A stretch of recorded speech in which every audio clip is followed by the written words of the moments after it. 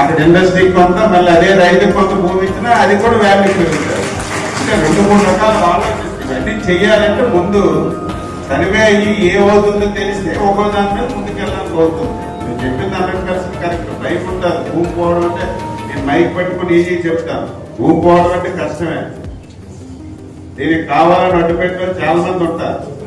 మేము ఎలాగప్పుడు నీకు అనేది ఇప్పుడు ఎకరా భూమి ఉంది, ఎకరా భూమికి ఎంత డబ్బులు వస్తున్నాయి, దీనికంటే ఇంక రెట్టింపు ఉత్సాహంగా ఉండడానికి మేము ప్లాన్ చేస్తున్నాం. మీరు చెప్పింది కరెక్టే. 1200 ఎకరాలకు తగ్గిస్తారు.